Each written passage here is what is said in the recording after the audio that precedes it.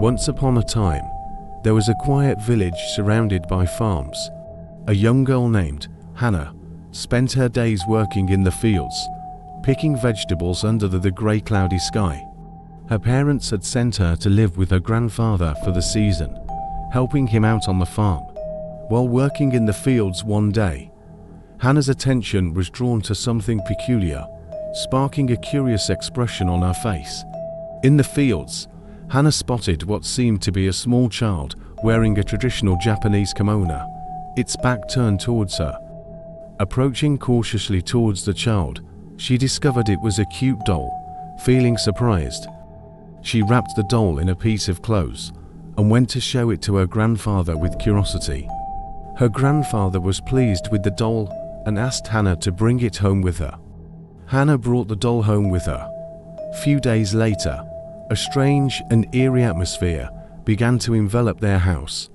It felt like the doll's eyes were looking at them, watching them in silence.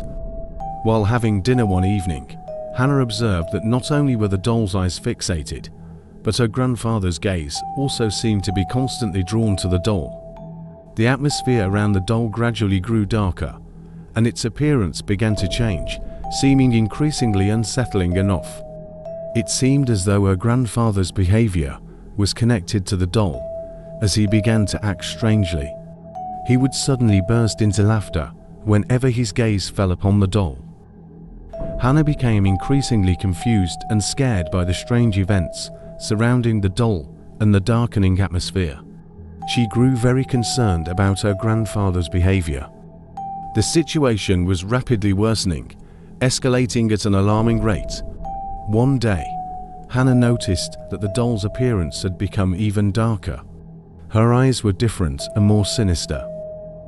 Hannah was now terrified as she witnessed her grandfather's descent into madness. He seemed completely oblivious to her pleas, dancing around the house in a dark yet ecstatic manner, his happiness seemingly tied to the doll. Hannah cried and pleaded with her grandfather to listen to her, explaining what was happening. Hannah tried desperately to convince her grandfather to throw out the doll, but he refused to listen. Her grandfather remained in denial, laughing off her concerns and insisting that the doll was harmless, even good, he said. The doll was anything but fine. Its appearance had become even more terrifying, emanating a disturbing and creepy vibe. The doll appeared disfigured, its once innocent features twisted into a grotesque and unsettling visage. Its eyes seemed to follow Hannah's every move, sending shivers down her spine. She recoiled in horror. Hannah was horrified to witness the terrifying scene unfolding before her eyes, unable to believe what she was seeing. As the days went by, not only did the doll's appearance change, but her grandfather's appearance also grew increasingly unsettling and ominous. Unable to do anything, Hannah could only watch in despair, tears streaming down her face as she witnessed the nightmare unfolding before her. She left the house and returned to her parents, seeking their help. The cursed doll appeared content that Hannah had departed, thinking that she would no longer be a hindrance. As days passed, her grandfather's mind seemed to slip further into delusion, his appearance growing more frightening and unsettling with each passing moment. The atmosphere in the house became increasingly eerie and unsettling. With the passage of time, the house itself seemed to change, filling up with terrifying dolls. Each room became inundated with unsettling and grotesque figures, transforming the entire house into a nightmare. The air was thick with dark laughter and screams, adding to the ominous atmosphere. The cursed doll sat at the center of it all, seemingly controlling every aspect of the nightmare unfolding around it. Its presence loomed large, as if it had taken over everything, exerting its influence over every move. After many days had passed, Hannah returned alone, feeling helpless as her parents failed to take her concerns seriously. Determined to help her grandfather, she decided to return to the house and confront the nightmare once more. When she entered the house, she was stunned by what she saw. The house was filled with creepy dolls, their movements and laughter echoing through the halls, accompanied by random screams that filled the air. Terrified, Hannah tried to block out the unsettling sights and sounds as she rushed to her grandfather's room. Arriving at her grandfather's room, Hannah frantically searched for him. But all she could find were dolls cluttering every corner, their sinister presence sending chills down her spine. There was no sign of her grandfather anywhere. One of the dolls bore a surprising resemblance to her grandfather, so much so that it seemed as if the doll was beginning to take on his appearance. But upon closer inspection, she realized it was her grandfather, his lifeless eyes staring at Hannah, sending shivers down her spine as she recoiled in horror. Hannah let out a piercing scream, her body frozen in terror. Her grandfather's voice, filled with horror, as he struggled to draw closer. Hannah, help me. Hannah screamed and bolted from the room. Her mind was completely phased out as she ran blindly through the house, consumed by fear. She stumbled into the cursed doll's room, where it sat with a menacing, creepy grin stretched across its face. The cursed doll tried to persuade Hannah to stay and become one of them, its voice dripping with malice and malevolence. But Hannah remained silent, refusing to respond at all. Filled with anger, the cursed doll began to scream continuously at Hannah, its voice growing louder and more menacing with each passing moment. It started chanting some kind of spell directed at her, its face contorting with rage, swelling like a balloon, being filled with air. The cursed doll spell chanting unleashed a terrifying phenomenon as the air filled with the ominous scurrying of countless mice materializing out of thin air. Their eyes glinted with an otherworldly intensity as they flooded into the room for a relentless tide, their numbers increasing exponentially with each passing moment. She ran from the room, but no matter where she went, mice kept appearing all around her.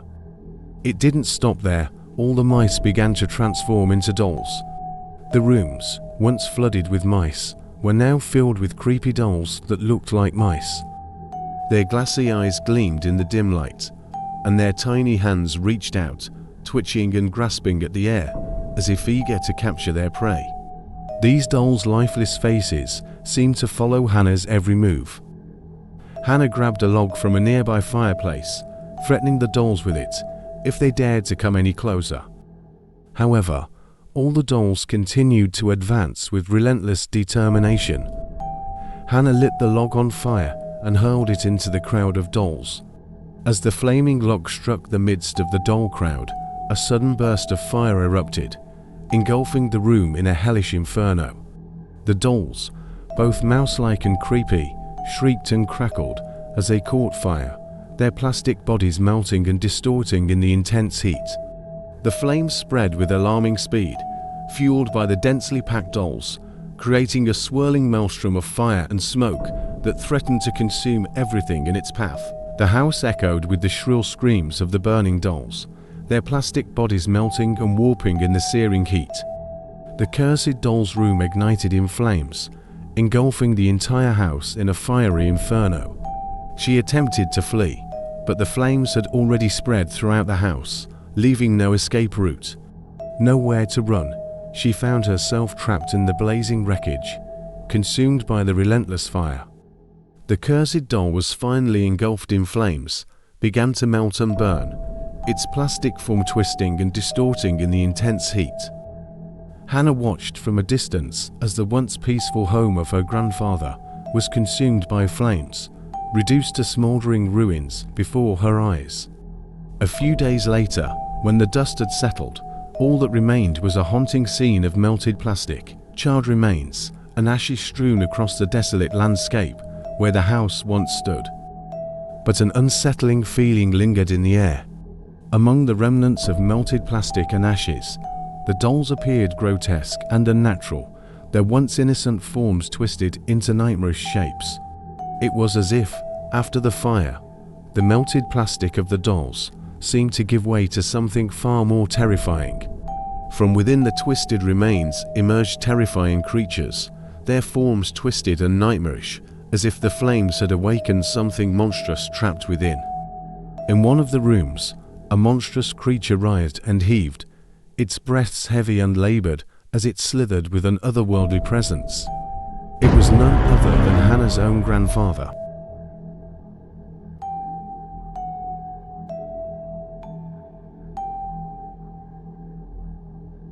Subscribe for more stories.